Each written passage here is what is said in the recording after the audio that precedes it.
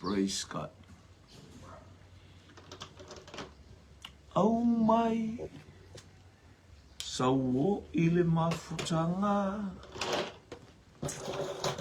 Au mai sauo ile mafutanga.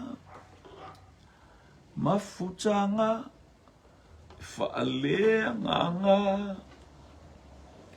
Au mai sauo tai mai se nganga. Ile mafutanga.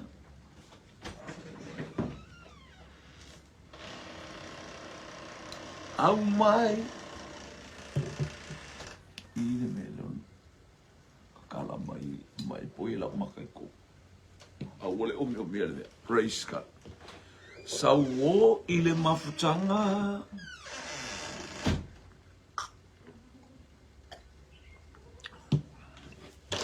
Au mai sauo ile mafutanga. Mafutanga e fa'alea nganga. Au mai sauo tai mai se nganga. Ile mafutanga pele ototoe e anisi o lo au ainga. O ila tona ele ifa o laina. Po lautina, po o lautoia ina. Ta imai lona lima. Au mai sauo ile mafutanga. Au mai sauo ile mafutanga. Mafutanga e fa'alea nganga. Au mai sauo tai mai se nganga. Ile mafutanga. Lo usoe o te toe la pata i atu. O la tangaluenga o le moli mauatu. Ta watu Yesu i se nganga fa talale.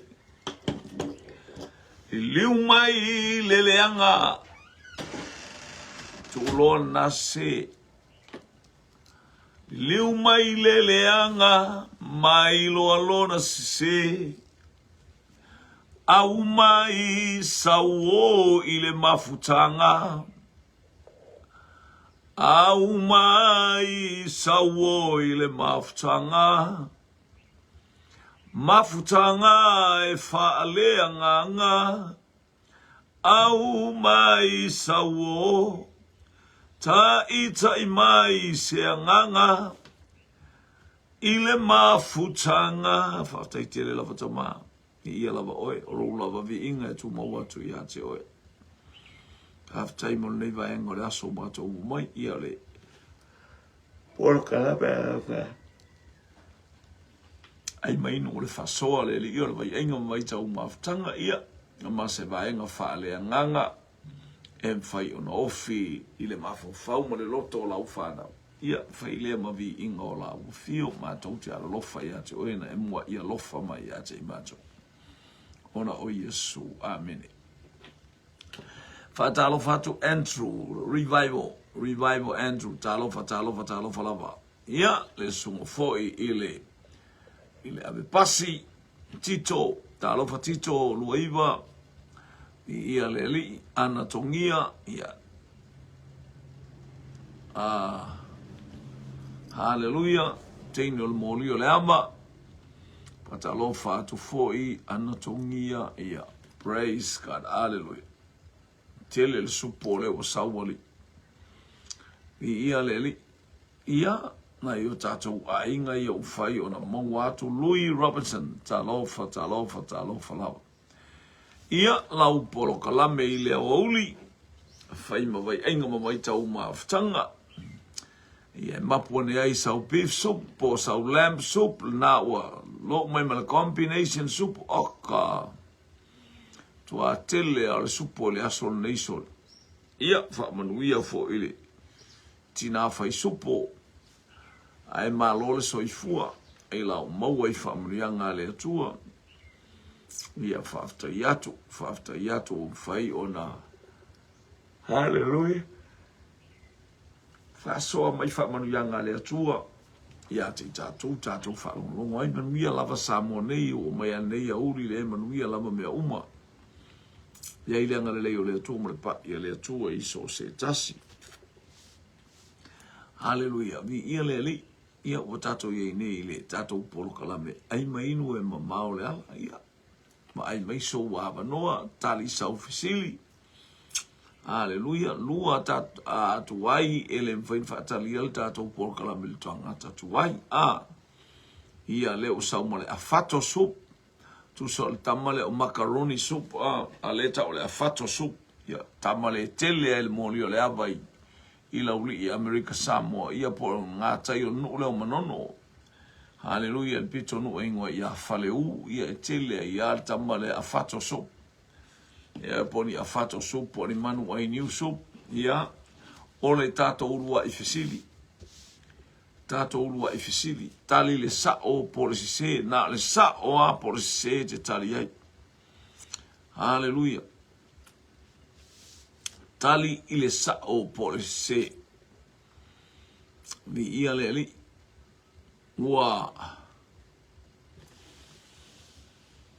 oti le mau oa. Ua tanu.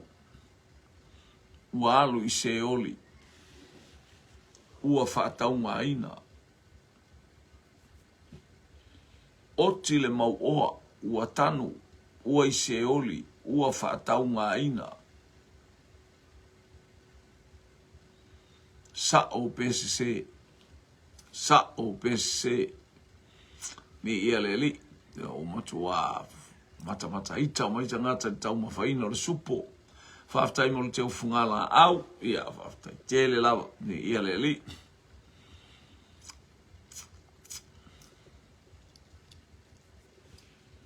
Mai upon tuspa ia ua oti le mau oa, ua tanu, ua i se oli, ua whaati ngā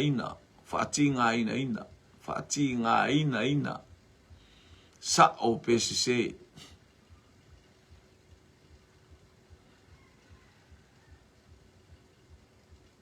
Ai maino e mamao le ala.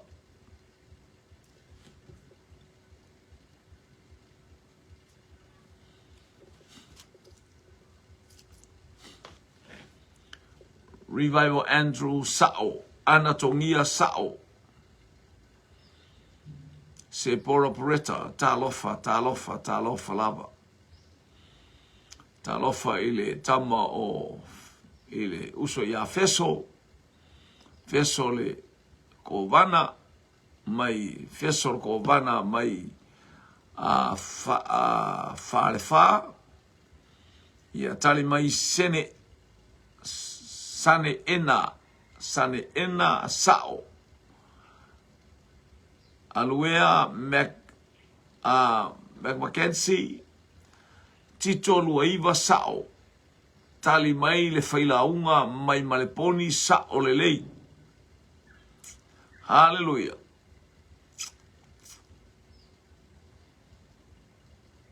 Praise God. Tau pau vai tupu, talofa le aingo le whatotua, au se e mai nei tu aso. I ia le litu e tasi whalaunga le tātou fisili, o te lopo tali tātou fisili o tele tātou tali. O le tali e sao. O mai lau tuspa ia ua oti le tangata mativa. Ua tau a au atu e a ngelu i le fata o apero amo. Ua oti fo i le mau oa la leanga e atu e le fisili. Ua tanu. Ua i se oli. Ua fati ngā ina. Kelengi mea o iai. O le tali i sa o le lei. A e oti.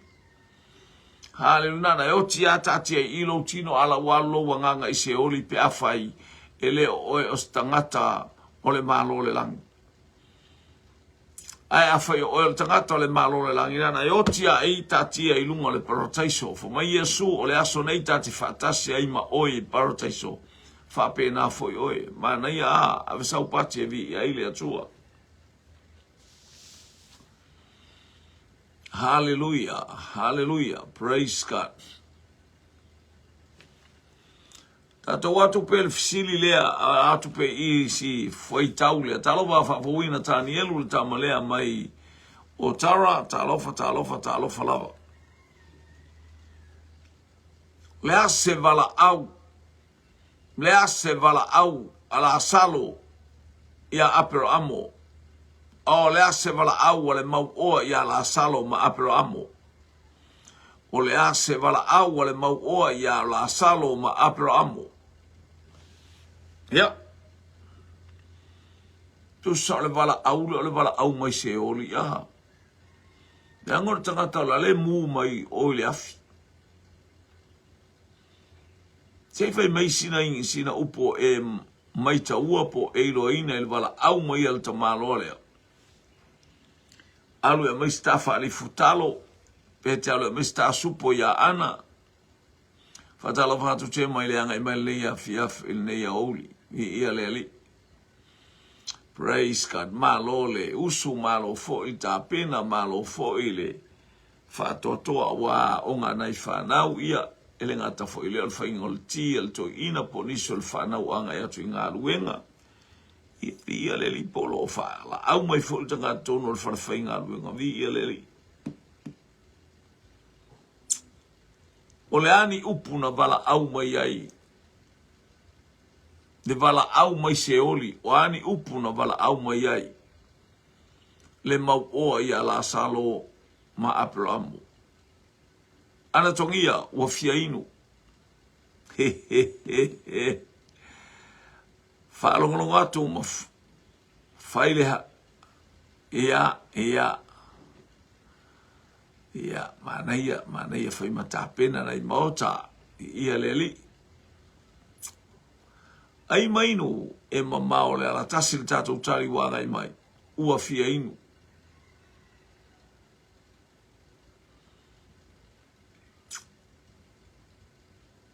E la ngai tele i toa inga tali e tali mel tatou a inga le mana ia lape a ta umael tali mo whatu leona sa o pe se sa o tali lea ua fia inu. Ea. Fia ingo ka malo whapaka ka ingo alumangi anga pusa apa ingo ile. Ele kunga mau a. War tangata e mau oa taun whape ana au ona. Mai forka container ngal porka kula ngale fa aku faskava i. Kau ko oko ai o ia ngai wingu lau. Kau ko oko ai la loma ingu ai. Hallelujah. Now be to sivi. Talofa. Se tuli atu lava se isi se fufui lona. Tumu lima o le ata muifo i le vela o le lafi. Sa o le lei. Lua tali sa o le lei. Malo le tali, ia malo fo le whatotoa.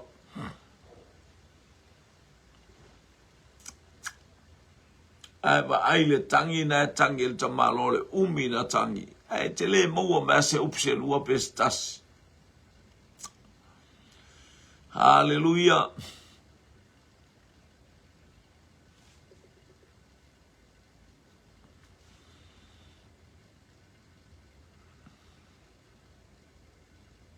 Ana tongia, fai mai le mau oa ia la salo. Se au mai sina vai so winu, so ai, sina vai, so ai. Toe fai mai, mana tua uso awane i o atu ile no fuanga lea o te iai. Sa o lelei. Pero datu lea wa fai mautongia tua ia tali, ona e fai sina vala. Maua lunga le fisili lea ia mai tele atali e mawai.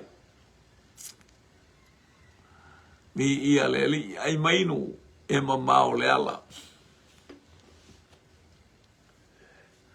O le vala au mai se oli. tasi ale wala au tātou te whātalitali ai a nā ale wala au ale atua leo la ngā leo tātou wa atua wala au mai fo se oli le vo wala au mai se oli la tau ia lo utamae o te whaatonga atu ina ia e awina atu o ia ile ainga o lo utama awa e to lima uso ina ia molitino atu ia te ila oka mana ia. Vi ia le lisa o le Abrahamo se ituli atu o le tala nama ia Jema Fili sister tu au. A revival Andrew. Abrahamo se ituli mai la salo se au mai sina vai. Se i fasu su vai. O le a o mui le afi. Oka le au le lei. God is good. Tai revival Andrew Moritali sa olelei fo Italia Gemma lenga au mai ia le ali ia ua mana ia tato utali o tato ufisili lea ia le atua e tasi alfa evangelia le tu siel tala lea e tasi alfa evangelia le tu siel tala lea tali le sa o polise o lo tu siel tu sia mareko sa o pesise tasi tu tala le na te langa mai tala lea haleluya o mareko sa o pesise ia male mau keni sup na le wanga mai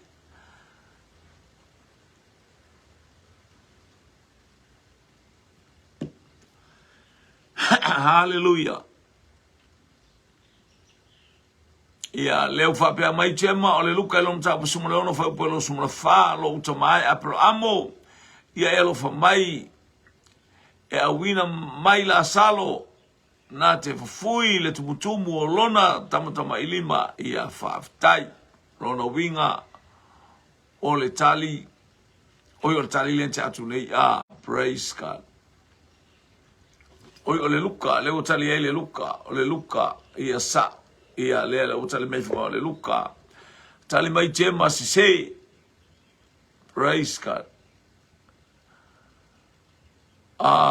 o le fesili o le fa evangelia la tu sial tala lea o le tamalo o mareko sa o pese tali mai Gemma si sei ka pisi vai sub o kele supo vaftai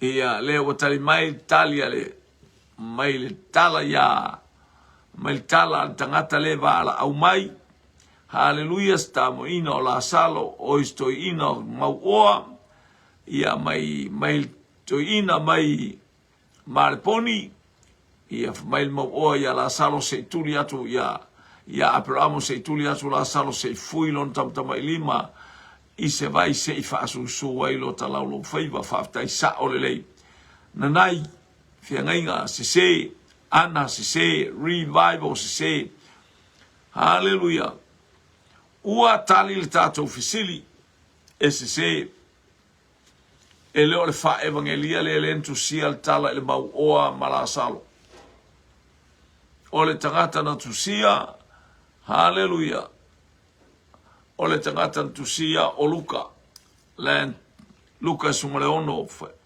hallelujah fa upo e luas es fumale vai o mai anga ele luas fumale lima vi ale atua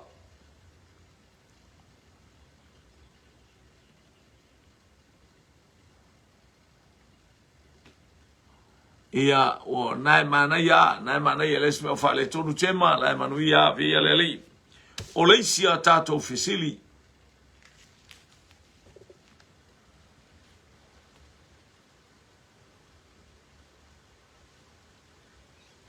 hallelujah o fea le nuu na tu waile suka moro o fea le nuu na tu waile suka moro lea na e aisa kayo o fea le nuu e tu waile suka moro lea luso o sa kayo e ai ia wai uina umana ai ale walupe ai e matamata ia Yesu o fea le nu e tu wai suka moro lea. I ia le nei vaengo le auli. O fea le nu e tu wai le suka moro lea.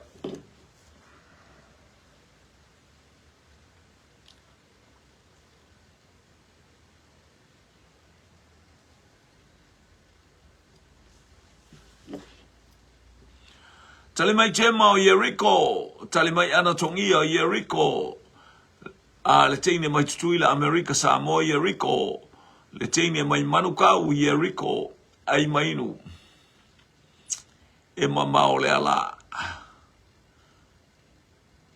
Le o tali mai ia ana tongia Jericho ile nu o sale aula, o malo.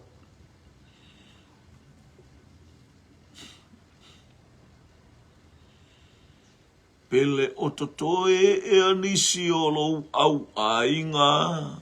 Tali mai i alto ina lea. Mai whalewha i e riko mai sale aula. Tali fo ina teine lea mai mori o lea vai i e riko i le nu o sale aula.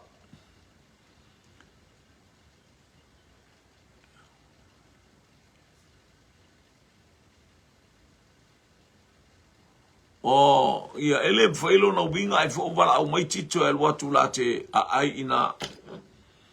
O lono winga wai, hallelujah, e o a ai ina ile mol na au tau, ia, lono winga na e te tau mawhatu le spito ala hei, whai mele ai ngā tamana ele spito, ele vise sio, talofa. Oi. Aleluia.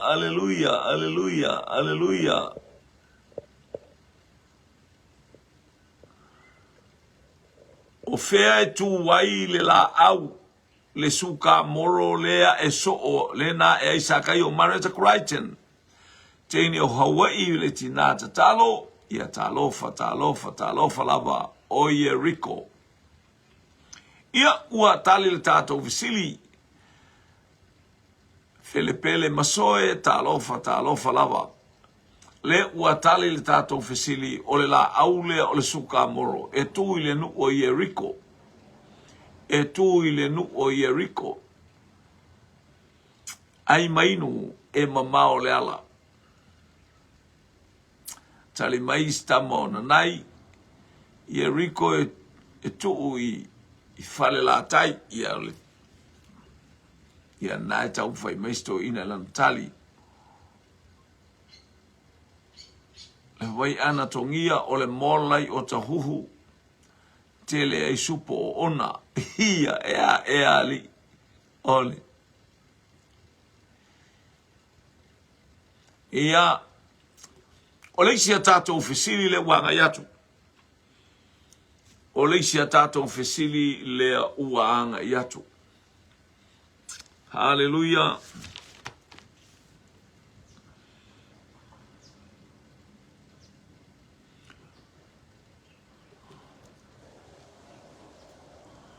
O ai tangata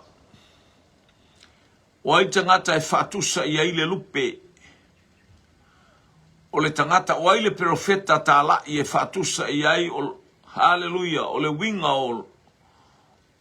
o lona ingoa o le lupe. E le o tali mai tia whau i e riko sa o le tali.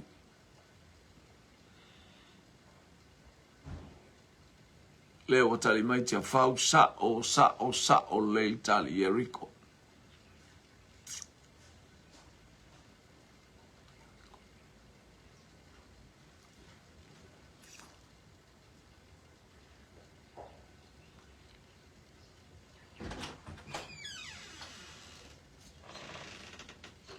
Koludua.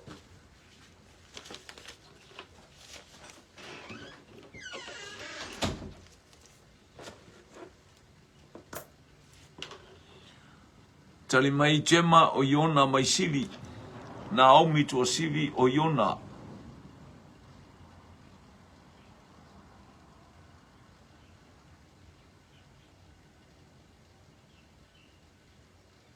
Haleluya.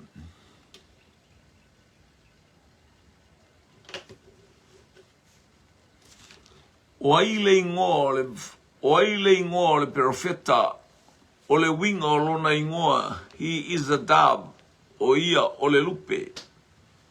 Lua tātou tali le ua tali mai Naomi o Iona, tali mai Tema o Iona. Aleluia, ai mainu e mamao le ala. Naomi o Iona na folo e leia. Ana tongia o le profeta o Iona. Le winga o le ingoa o Iona o le lupe. Wa tali le tātou fisili ia o le tali na o Iona. O le winga leo lona ingoa o le lupe. Praise God. Hallelujah.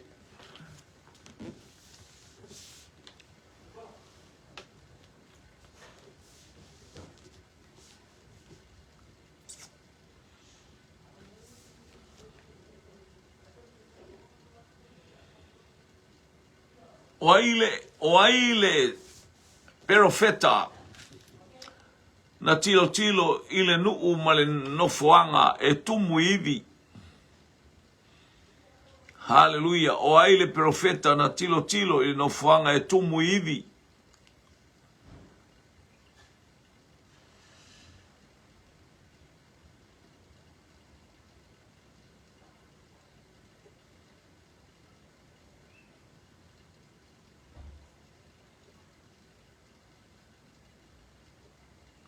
Le profeta na tilo e no fuanga e tumu ivi.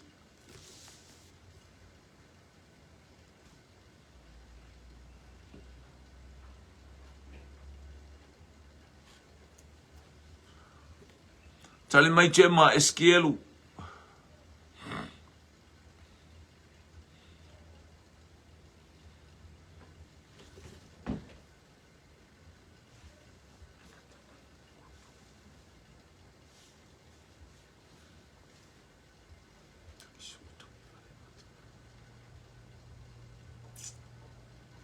Lua tātou tali, Naomi, Eskielu, Tema Eskielu, Nanai Eskielu.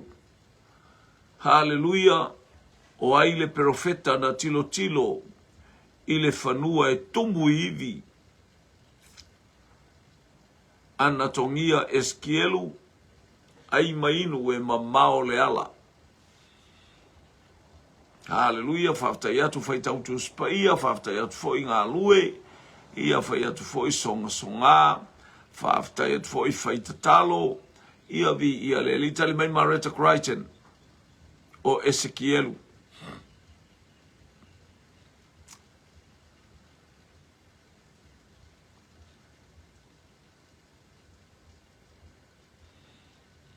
Ia leo whapea mai ia brother Gray o le uso moni ngā o Ezekielu.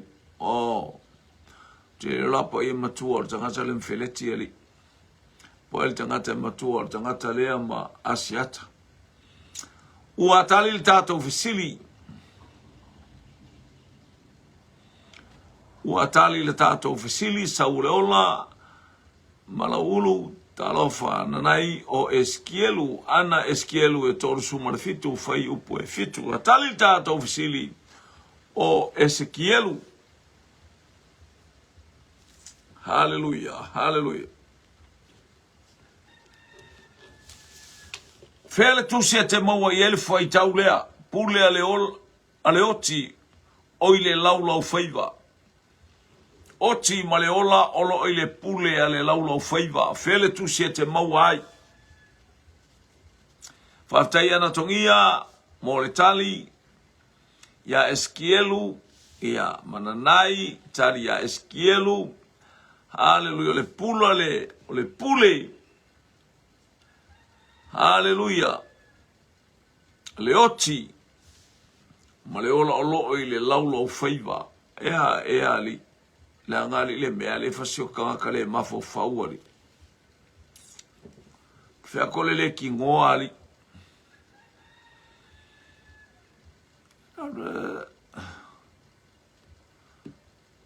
Chema fata oto sulvalu sultasi.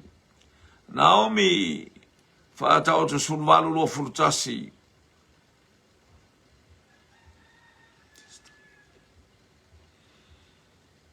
Kau kia ale meari. Kau kia ali. Ai awari ele ingi hivi ali meari au ke fai aku ola e. Se vai inga e matua matautia ai ali. Hallelujah, leo tali mai revival Andrew. Eskielu. Ole pule ale ola. Ole pule ale oti ma le ola olo ile pule ale laulo faiva. Ole oti ma le ola olo ile pule ale laulo faiva. Leo wape mai o tusia fata oto. Praise God. Faftai.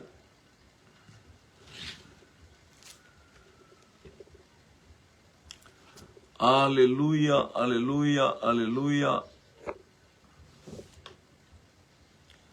Ana tongia fata oto.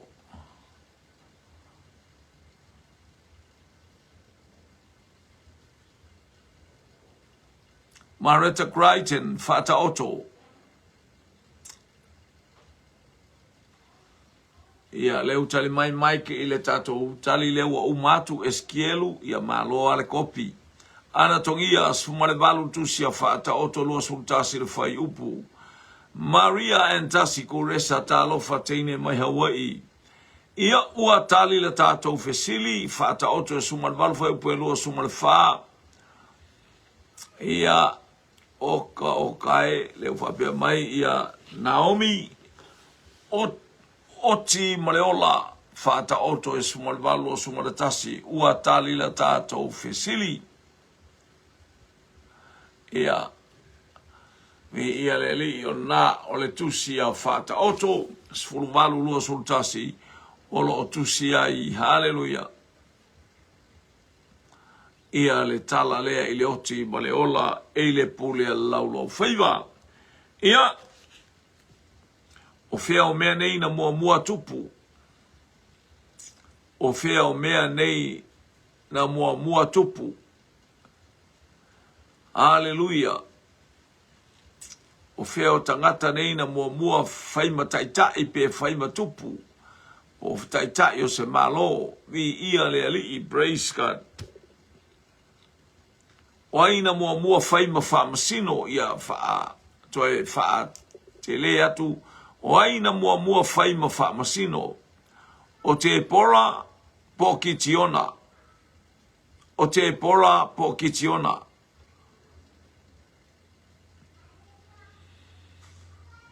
O aina mua faima whamasino te pora po kitiona.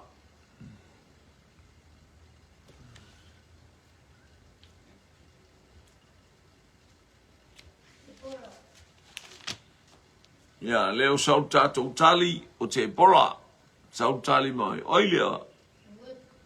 Tali mai ta malo Emmanuel.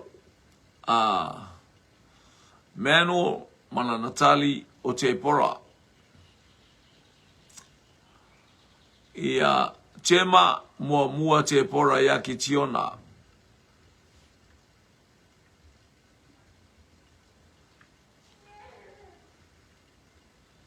Ai mainu maule ala i se inu se vai.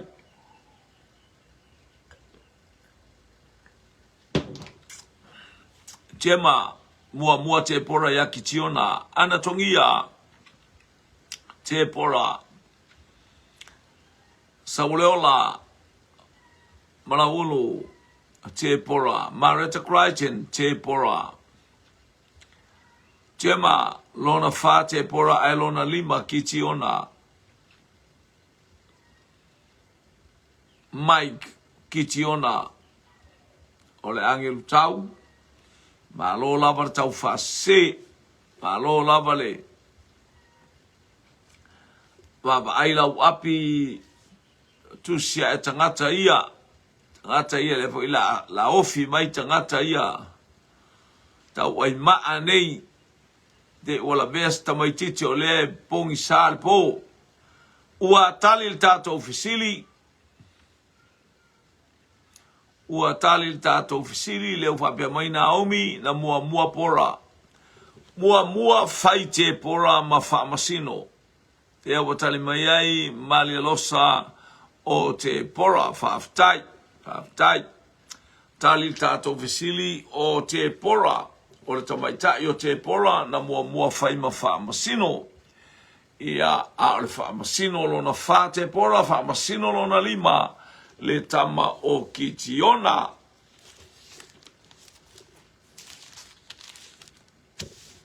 Hallelujah, hallelujah.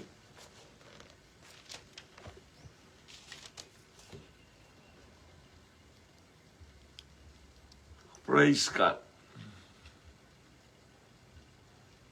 Na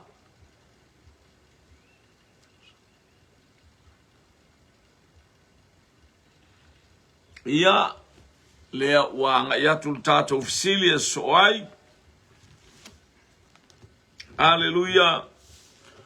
O ai le ingoa o le profeta Tangivale,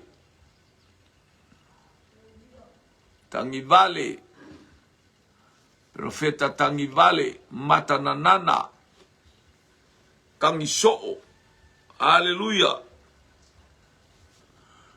Hallelujah. Leo watali mai ia Emmanuel o Jeremia. O aile ingole ole profeta Tangivale, le profeta Matanana,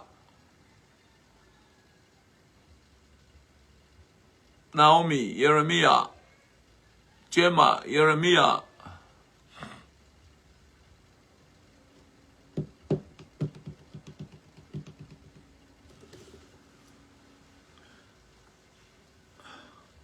le vapea mai o le lona fitu o profeta o Tito. O le vapea uali ele profeta tangata leali. Vapea una le ambasiali. Marita Crichton, Jeremia. A Sister Liu. O a winga Tangisoo. Matananana. Tangivavale. Pea mai ia Sister Liu o a winga Jeremia.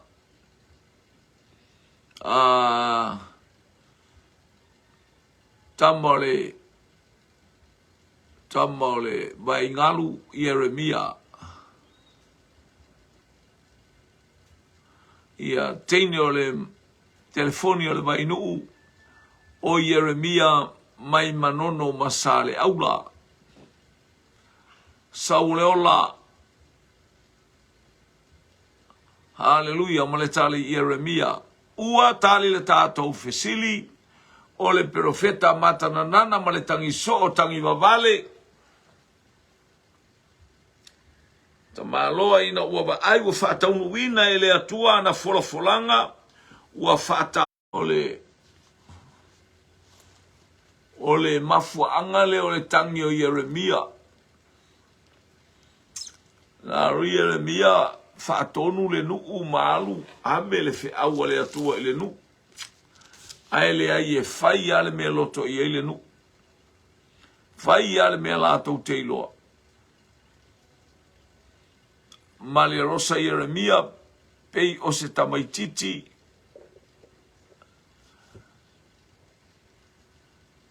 le nguku ma ia ngala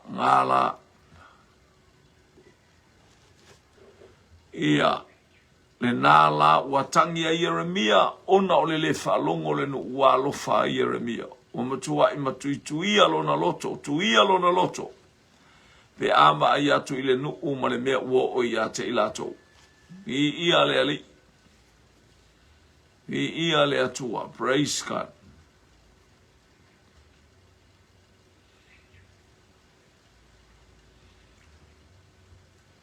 O ai le ekalesia lo na tolu na ave i ele tusi a Ioane i ekalesia e fitu i Asia Na amele Ioane ia ile tusi tofu le ekalesia ma le tusi. O ai le ekalesia lona tolu. O ai le ekalesia lona tolu. Oka vai le la amalka malo wasiva. Ia waika fo e mali alosa. Waita tu fo e mali alosa. Ia lea ua sau siu sole mai fale fa le fa pea o le profeta tangi vale o tito. Aua le lau, aua le o te le lopo tito po Timoteo, aleluia, te le lopo tito po feso. Leo tali mai ia le uso le o sarataisa. Tamo le vai ngalu, ia matama lunga le ngawa i le lava, ta maiti mai sa napu, leo tali mai o sarataisa, o le kalesia lontolo o sarataisa. Tali mai ia Sister Liu o Perekamo. Tali mai ia tina ia Crichton o Perekamo. Ana tongia Perekamo.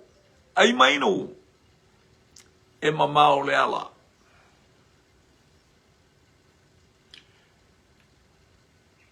Le kalesia lona tolu na ave i le tusi. Ale toi ina o Ioane.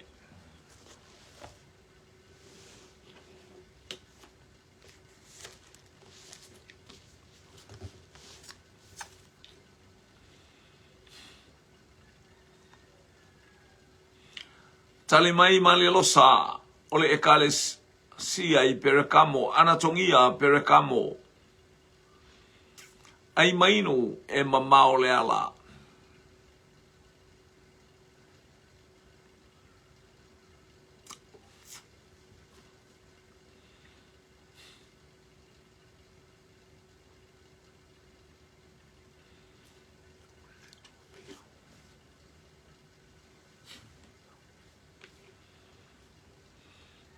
Malia losa Perekamo.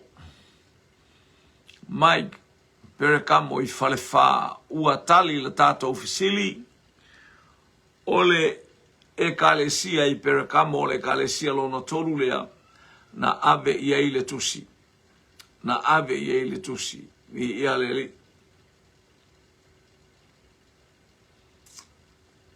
Ia nanai ekalesia i Perekamo mai manono tai i sao a. Praise God.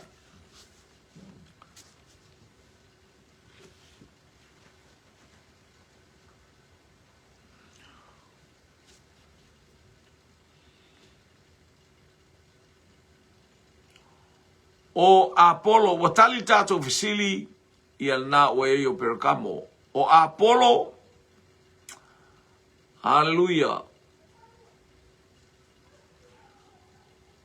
O Apollo o le uso tala i o Paulo. O Apollo o le uso sa tala i fatasi ma le apostolo. Sa o PCC. Sa o PCC. O Apollo o le uso sa tala i fatasi ma le apostolo. Sa o PCC.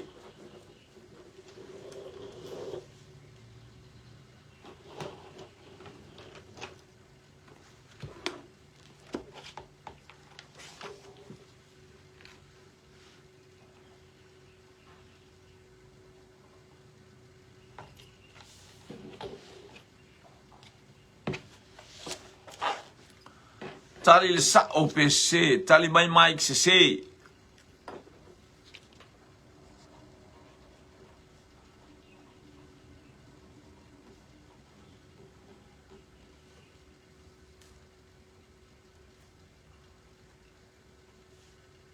Leo tali mai Tema CC, tali mai Mareta CC.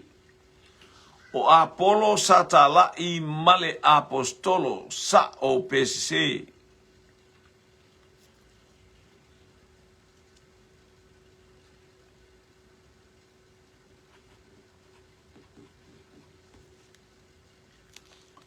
Haleluya. Jema sese. Marita Crichton sese.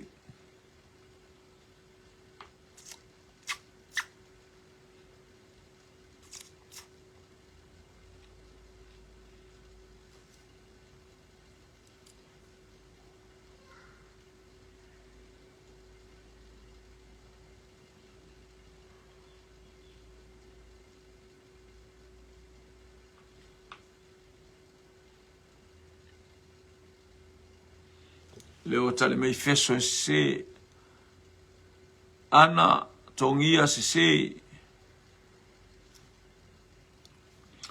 o Apolo satala I fatasi ma Paulo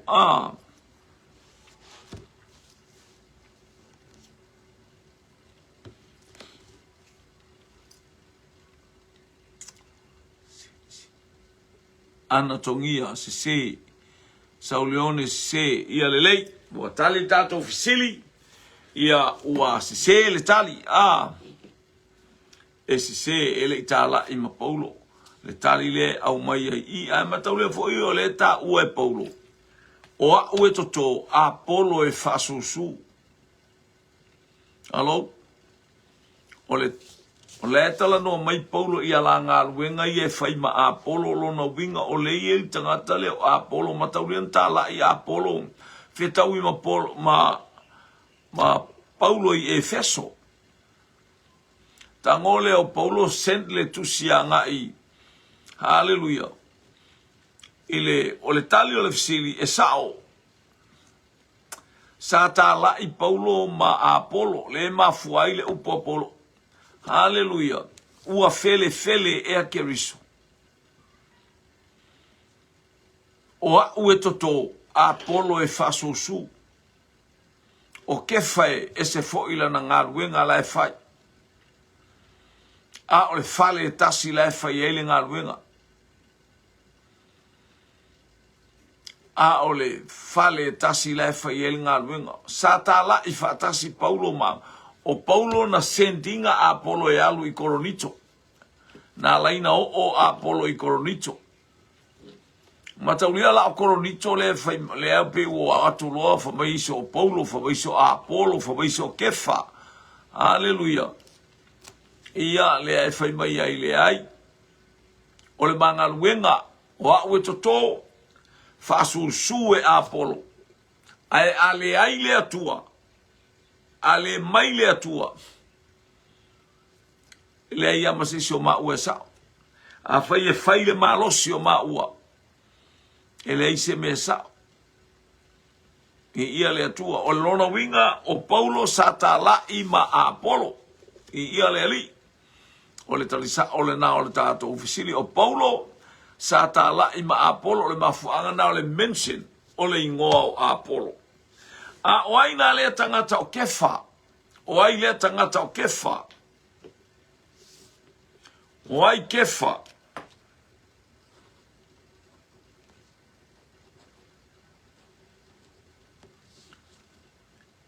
o Apolo fasusu o ue toto Apolo fasusu o Kefa ia papena ona teuteua le tongala au pe afa haleluya o le tongala au po le fatoanga o I matou o le au whaingaruenga fatasi le atua le fai mai ei Paulo tusia Koronito o I matou o le au whaingaruenga fatasi male atua o ue toto o Apolo fasusu ia o Kefa teuteu o ai le ingoa ia Kefa leu tali mai ana o Peteru tali mai foi ia le angeru tau o Peteru Jema sister liu Peteru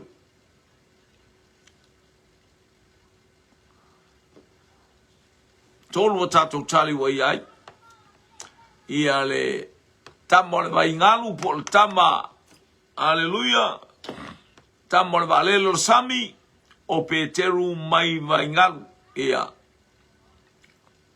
nanai Peteru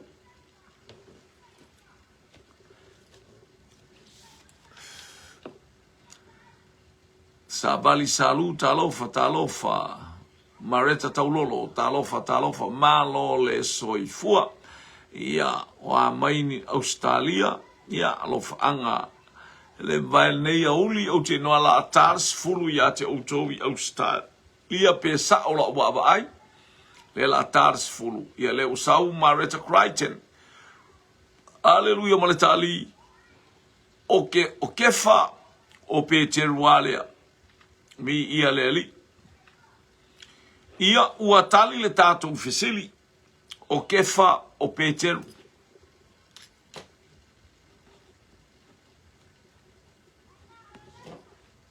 Haleluia.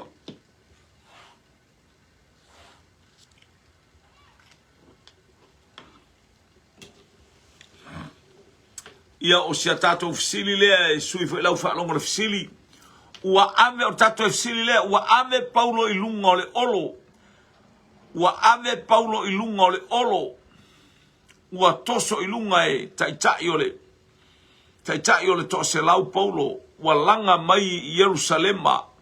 Matangata i Yerusalema e fia nuti pala ia Paulo. Ona ame leo Paulo nofo ina. Te iwa latu le tangata tau ia Paulo wa ai oe. O laela man awa e te alu tae au, la e whamai tau te whitau i tai le fono, la la au mai tangata e whaanoi atu oe, e tau te wheilo ai i le whale fono o le Santerini. O le awala le la whai e le awaenga le o le fasioti ai oe, aua e te alu, o ai le na sauma lea tala ia Paulo. Lunga le olo po le matau po le furtasi, po le lua fulua, o le tusia ngā ruenga, wa ave Paulo i lunga le olo lo fulua, wa ave Paulo i lunga le olo. Ai saul tangata tau iai, aua e te alu lai tau pule i utai ai fasioti oe, o ai lea na taua le tala lea. Haleluia, ia Paulo. Mailo leo Paulo sau, tau e alu e tu i lunga ole, fai i le taitai au. Tau ia ile mena e whaalongo ia i winga ia tea. O ai le tangata lea. Ia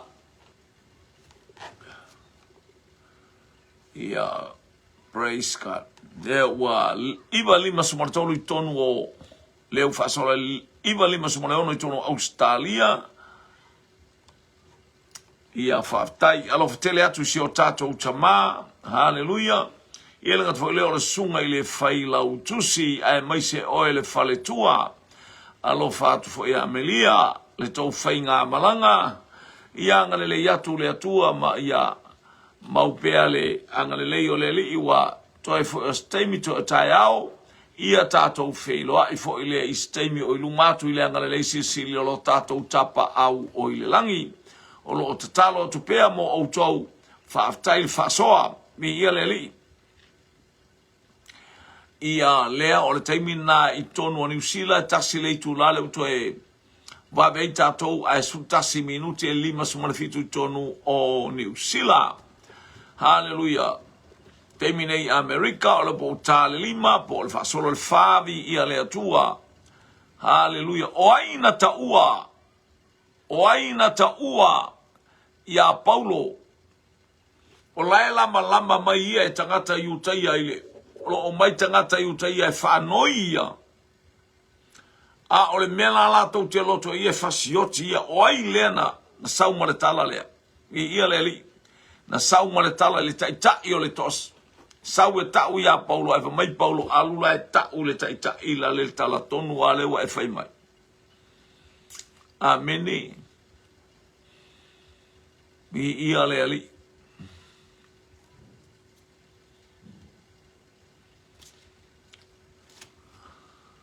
Ia lewa tali mai tema Anania.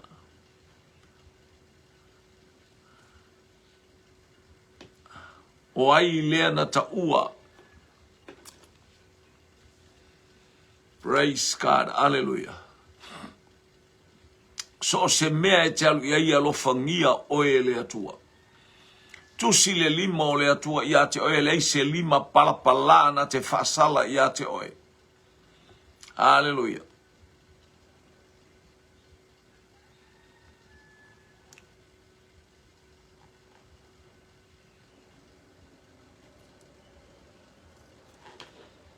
Praise God. Walu Paulo anga ilunga le olo. Watoso atu. Whaanofu ai Paulo. Sasa e tangata tau mai Roma. Mai Roma, fa mai Paulo la mau tau sasa ia. E tau te sasa se tangata Roma. Wa ke ile awali.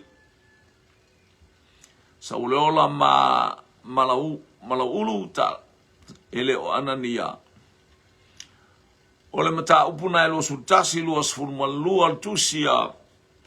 Kan wenga la wa apostolo. Le wa toso isto ina la fa pe Paulo ole. Afana wa utaso ikilikia.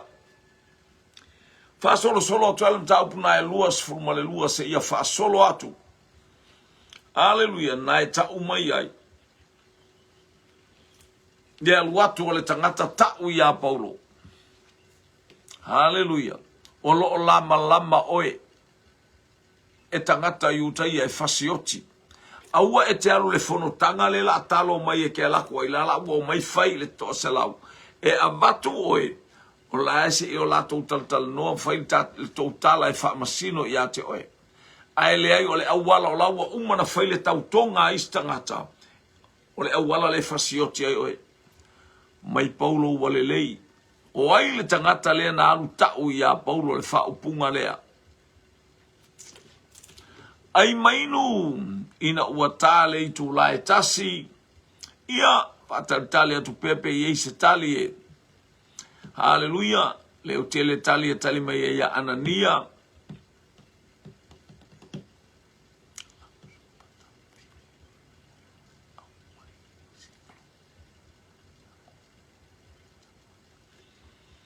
Praise God.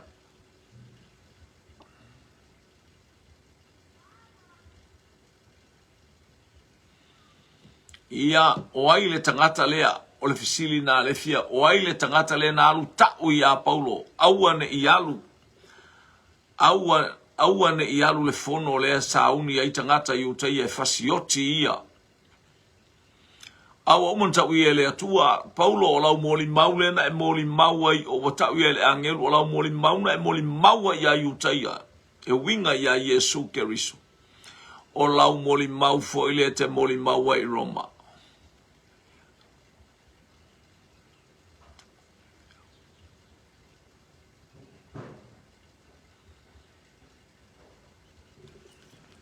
Hallelujah.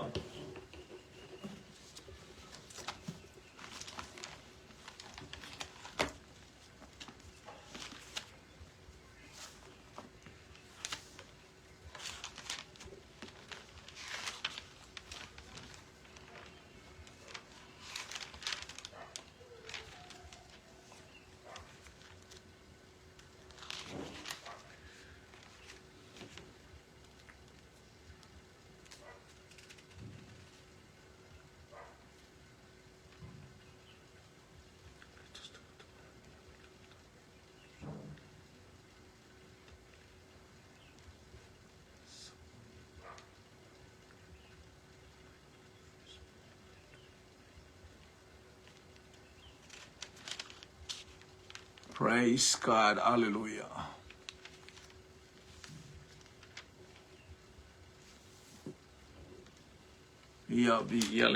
Praise God.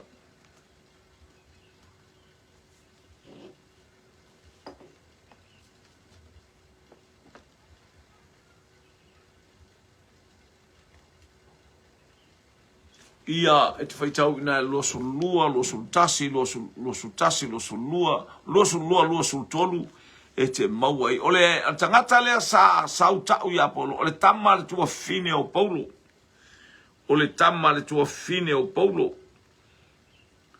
La ile mata upu e luas fulu tolu a le whai upu e se fulu ma le ono. Wala ngona ele tama le tua fine o Paulo le lama o na alua tua ilea o ia ua ulu fale ile olo matau ya Paulo ona vala aule o Paulo ise taita i o le toa selau o faiatu iai taita iatu ia le nei tau le lea ile i pule i au a wa ia te ia se me ta watu iai. Praise God. nai le mata upu e luas fultolu, a olona fai upu e sfulu mo le ono, ia le li. Praise God, ia angale leile atua. Ia lea o maumai ole niso Paulo ole ia ole tama le tua fine o Paulo ia pole nis pole nephew ia so se mea ole tama le tua fine vi ia le li va tai tema. Praise God, ia fa tai foi anatungia fa tai le au ile au sa ili haleluya tu sivi o tu umalawa vi ia le atua le ngata foi lea sauleola mareta taulolo vi ia le atua le ainga le fatua tua i toi ina haleluya fa tai mo le porkala le leva enga o le oli o le tatou tali muli na o le tama le tua fine o Paulo na tulie na sau ia Paulo fai awane e ui atu yo awane e alu le tau pulpul ile melela ami mai ai o e te latu lo fasioti o haleluya o tangata se umala o fatali mai e te oti o fai lato anapongi ia lato tele ai lava se io lato fasiotia oe manuia nei afiafi haleluya ngale leile atua mpa yatu le atua isio tato ainga ia ile manuia o le atua ia tatalo mai foi mo le ainga le faia onga o lo anga ia tu faia onga istaimi o le vabeao nei o le vabeao taiao anga iatu ile te wina o le te tasi o le ainga o le faifi au ilona ainga i fale alili ia whamunu iatu le atua anga le iatu le atua pa iatu le atua isi o tatou ainga te momiela o tou te talo haleluya ia ua fo ise upa mawhanawhana mo le ainga i fale alili. To God be the glory forever and ever. Amen. Amen.